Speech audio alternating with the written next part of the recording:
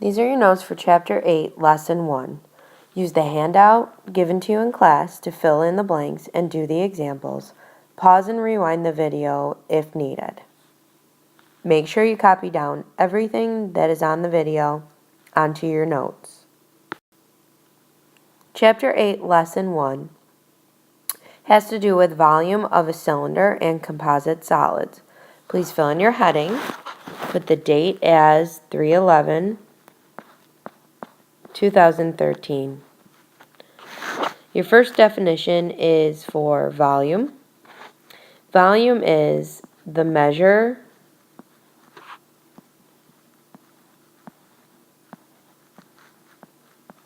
of the space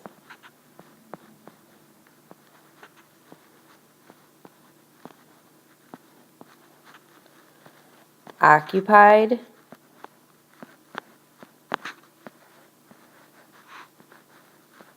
by a solid.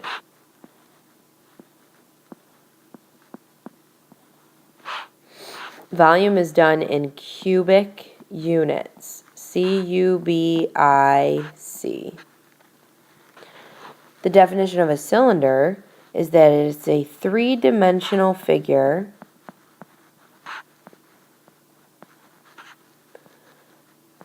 with two parallel congruent bases. And those bases being circles,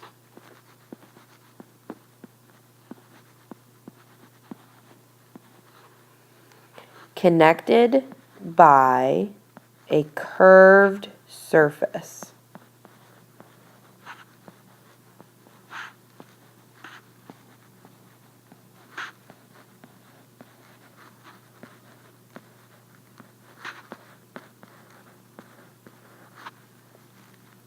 A composite solid are objects made up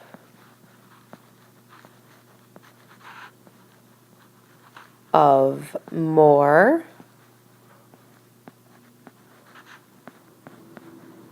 than one type of solid.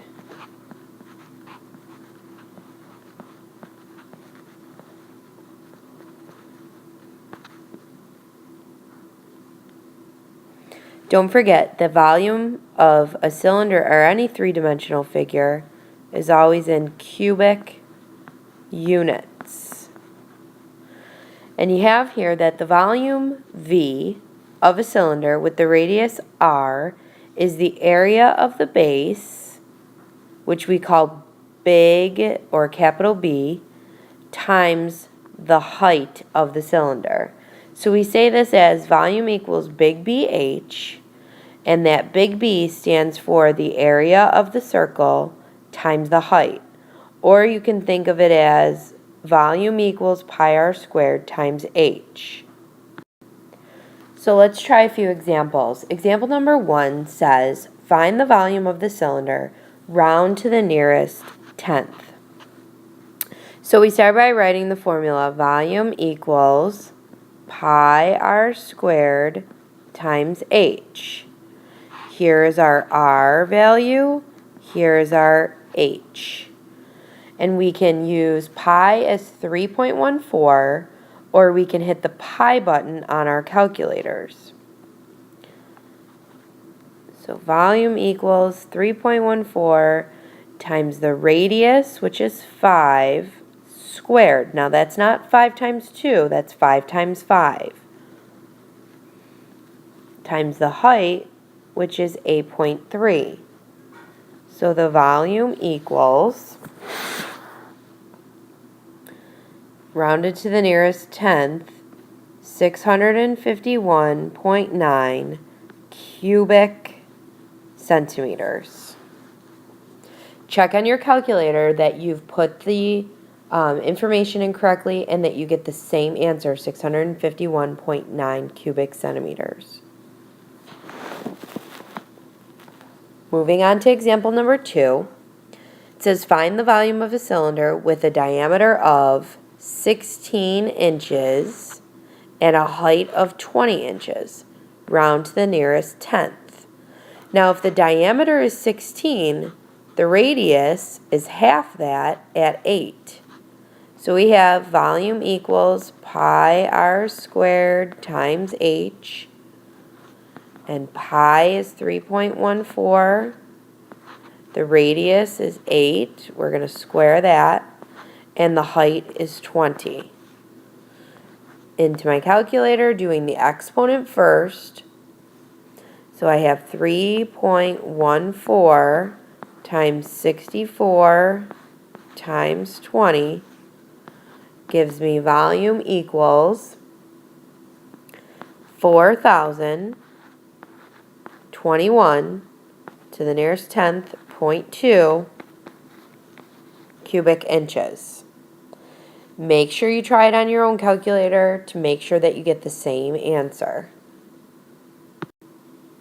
Example number 3 says the metal paperweight is in the shape of a cylinder. The paperweight has a height of 1.5 inches and a diameter of 2 inches. How much does the paperweight weigh if 1 square inch weighs 1.8 ounces, round to the nearest tenth? So volume equals pi r squared times h. Volume equals 3.14 for pi. Now the radius is half of the diameter, and the diameter was 2, so the radius is 1 inch. So we're doing 1 squared times the height, which is 1.5. Multiply all this into my calculator, round to the nearest tenth, and I get 4.7 cubic inches. Now they want to know how much does the paperweight weigh, and we have it at 1.8 ounces, so we're going to take 4.7 rather, times 1.8 ounces, and we get a weight that is, to the nearest tenth, 8.5 ounces.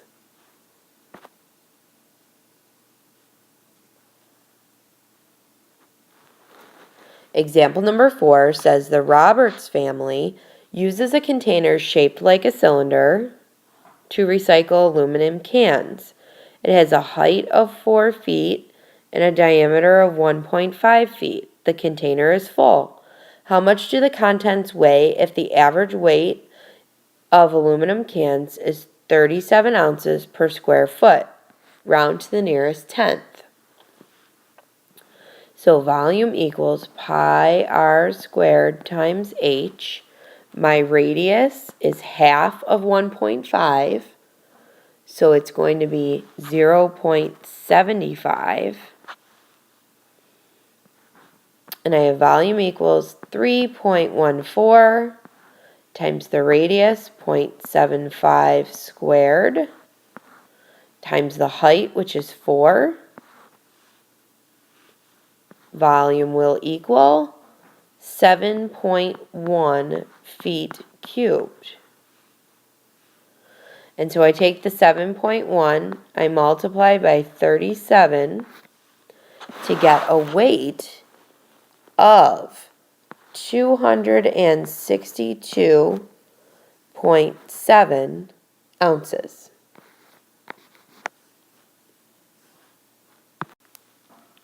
Example number 5 deals with volume of composite solids. You see here that Tanya uses a cube-shaped beads to make jewelry. So we're dealing with a cube, which the volume is s to the third power. Each bead has a circular hole through the middle. Find the volume of each bead. So we're taking out a cylinder-like figure out of the center of the cube.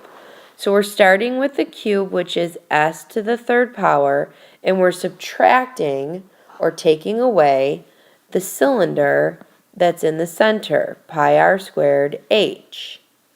Well, s in this case is 12 millimeters. So we have 12 to the third power minus pi, which is 3.14. And we have a diameter of 2, which means we have a radius of 1. So we have 1 squared times the height, which is the height of the cylinder, which is 12.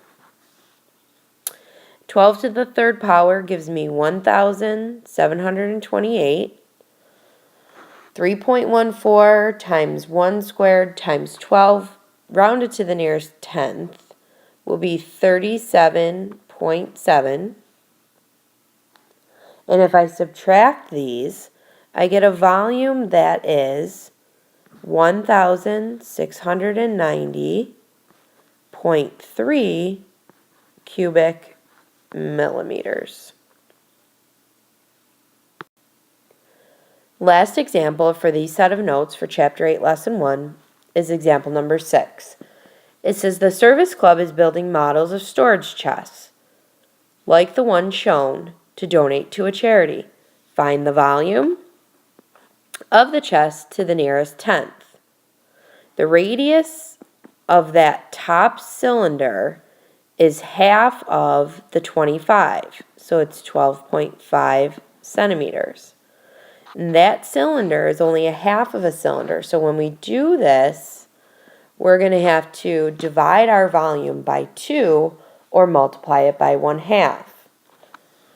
So let's start with the volume of the base of this, which is a rectangular prism, length times width times height. And on top of that, we're adding half of a cylinder, so 1/2 of pi r squared h. So the length, width, and height are 25 times 50 times 30 plus 1/2 times 3.14 times 12.5 squared times the height of the cylinder. So we're talking about this space here, which the length of that is 50. So the volume of the rectangular prism of this bottom part here is 37,500 plus 1/2 of the top part, which is a half of a cylinder, is 12,271.8.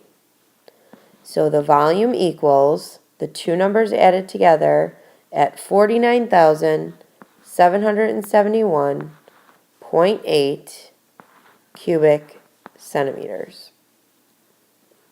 So that is Chapter 8, Lesson 1, volume of a cylinder. It does include a cube and a rectangular prism. It does include composite figures. Please do the practice problems that have been assigned in class for the rest of the period and for homework tonight. If you need to rewatch these notes for the homework to finish the homework, please do so.